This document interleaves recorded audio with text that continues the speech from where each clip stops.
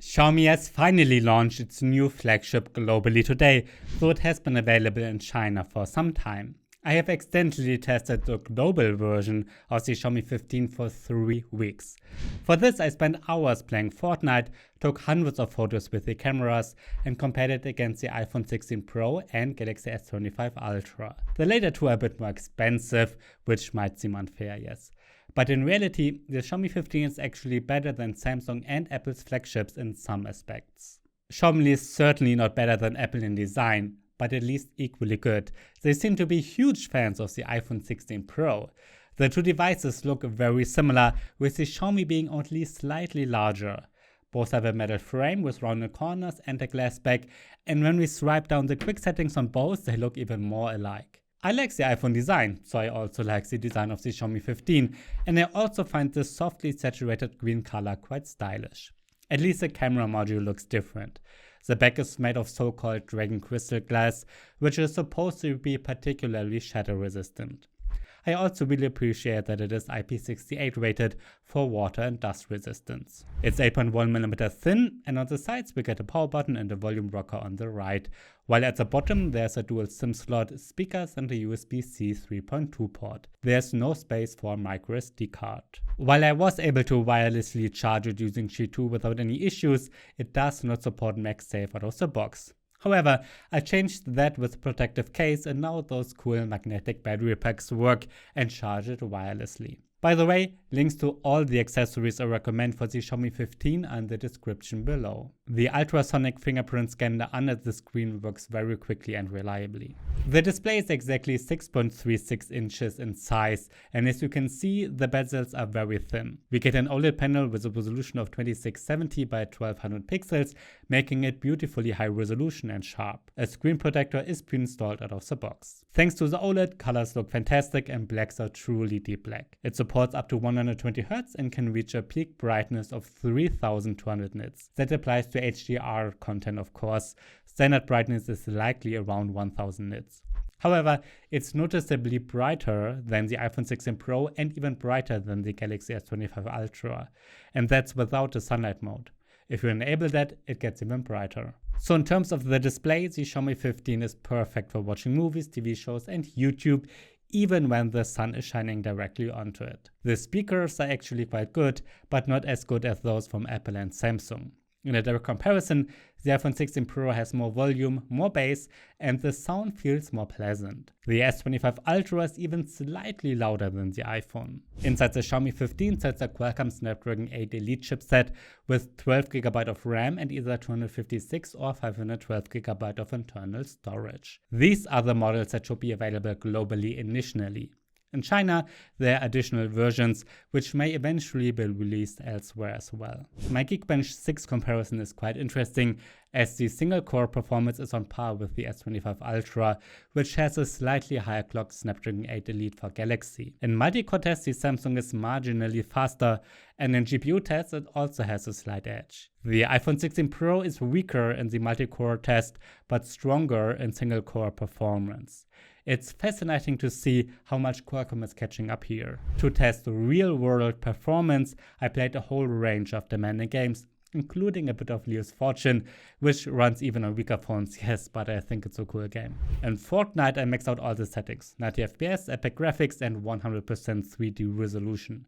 It runs very smoothly with a stable 60 FPS and is a lot of fun. For some reason, Fortnite is capped at a maximum of 60 FPS on the Xiaomi 15 at the moment. The Snapdragon 8 Elite can actually handle more, and since the FPS counter never fluctuates significantly from 60, I suspect this is artificially limited. On the S25 Ultra, it reaches 90 FPS. It could be that something still needs to be optimized here. I was also able to play Diablo Immortal smoothly at maximum settings, though it too is capped at 60. The Xiaomi 15 really reaches its limits with Call of Duty Warzone Mobile. The game runs very smoothly, but at maximum graphics settings, it gets extremely warm.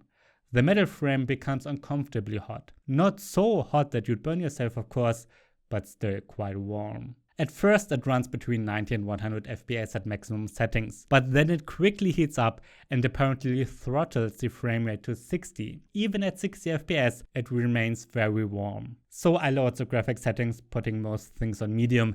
In this case it held 90 to 100 FPS a bit longer, but eventually it also got quite warm and was automatically throttled to 60. I think this smartphone has a real heat issue. With the same settings, the S25 Ultra also gets very warm, but not as uncomfortably so. It starts at 110 FPS and stabilizes at around 70. It also maintains between 80 and 110 FPS significantly longer than the Xiaomi. The S25 Ultra manages the temperature noticeably better. Despite the heat issue, the Xiaomi 15 is of course one of the most powerful smartphones on the market and is a performance beast, especially outside of gaming. It handles multitasking effortlessly, and I was able to edit and export 50 megapixel RAW photos in Adobe Lightroom without any problems. The Snapdragon 8 Elite is really an excellent chip. I always look forward to testing smartphone cameras because photography is my biggest hobby. The Xiaomi 15 has a total of 4 cameras, one of which is the 32 megapixel front camera with an f2 aperture. It has a focal length of 21mm, making it nicely wide angle. Selfies turn out well, and you can also record 4K videos at 60 FPS, which looks great. I just find it a shame that you can't control the front camera in Pro mode or shoot in RAW format. In a direct comparison with the iPhone 16 Pro and Galaxy S25 Ultra, I noticed that the two competitors have significantly sharper front cameras. On the back, there are 3 cameras with Leica branding, all offering 50 megapixels. By default, photos are taken at 12 megapixels, meaning multiple pixels are combined into one. Every brand does this.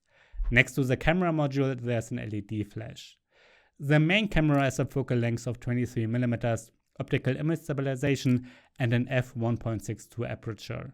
I love that you can easily switch between the Leica Vibrant and Leica Authentic look. The latter looks more realistic.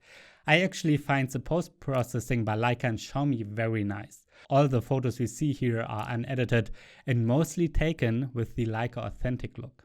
Let's move on to the ultra wide angle camera, which has a nicely wide focal length of 14mm and an f2.2 aperture. Colors look just as nice as with the main camera, but photos taken with it are not as sharp in direct comparison. The telephoto camera has a 60mm focal length, which is significantly less than its predecessor.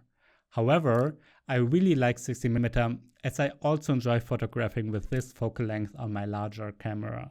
By the way, this is the 2.6 zoom in the camera app. I find this much more useful than the 5x zoom on the iPhone 16 Pro, although the latter is better if you want to get as close as possible, of course. The 5x zoom on the Xiaomi doesn't look that great anymore, but it's still usable. The camera app offers many useful features. Some less useful ones too, like a beauty mode, but the super macro mode and Leica filters are cool. A portrait mode is standard on all smartphones now, and here you can manually adjust the depth of field. I prefer to do that later in Lightroom. The most exciting feature is the Pro mode. Here you can finally shoot in RAW format, and if you want, use the full 50 megapixels. The 50 megapixels make the most sense when shooting in good lighting conditions, meaning when the ISO is around 50 or if you use a tripod and set the ISO manually to a low value. This way you can really capture more details, and I think the 50 megapixel photos look fantastic. Thanks to the RAW format, you also have a lot of flexibility in post-processing with Lightroom and similar tools. In Pro mode, you can manually adjust exposure time, ISO, and white balance, or leave them on automatic. It's a pity that the ultra wide angle camera and telephoto cameras cannot be set to 15 megapixel in RAW format. However, with the ultra wide angle one, at least 50 megapixel JPEGs are possible. I compared all of the Xiaomi 15 cameras in detail with the iPhone 16 Pro and Galaxy S25 Ultra. First using the default settings, meaning all in JPEG or HEIC format at 12 megapixels. Even on a large 4K monitor, it's really hard to see a difference between the three. Only when zooming into 200% can I spot slightly more details on the Xiaomi 15 and S25 Ultra than on the iPhone. This is particularly noticeable with the holes in the concrete. The post-processing is also interesting. I think Xiaomi's Leica Authentic look is much nicer. With the wide-angle cameras again, it's difficult to see a difference. The details are nearly identical, but the Xiaomi 15 looks softer than the iPhone, and I think this is due to strong sharpening applied by Samsung and Apple. The actual details are almost the same. The 2.6x camera on the Xiaomi is significantly sharper than the 3x camera on the Samsung. This is especially visible on the road sign. The RAW comparison is more interesting. Xiaomi shoots at 50 megapixel, the iPhone at 48 and Samsung at 200. And indeed, the S25 Ultra's camera is noticeably sharper than the Xiaomi. If you want to print photos in large formats, the 200 megapixel do make sense. The Xiaomi is also significantly sharper than the iPhone. With the ultra-wide-angle camera, RAW format on the Xiaomi is limited to 12 megapixel. But in reality, Samsung and iPhone offer hardly any more detail despite having around 50 megapixel. I think this is because ultra-wide-angle lenses simply aren't sharp enough to fully utilize that resolution.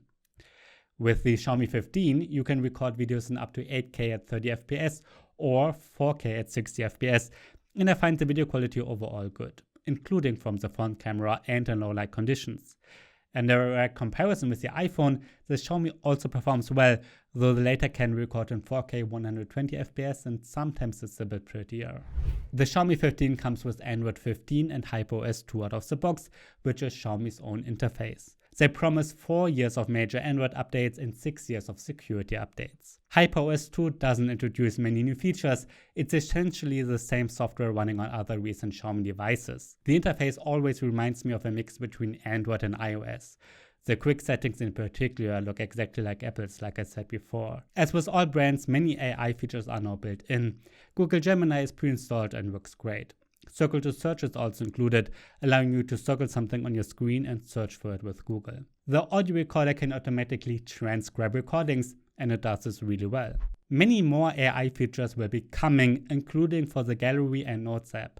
However, many of them are only being released today as of releasing this video with an update, so they didn't make it into this video. The Xiaomi 15 has a 5240 mAh battery, and in my battery test it lasted a strong 24.75 hours.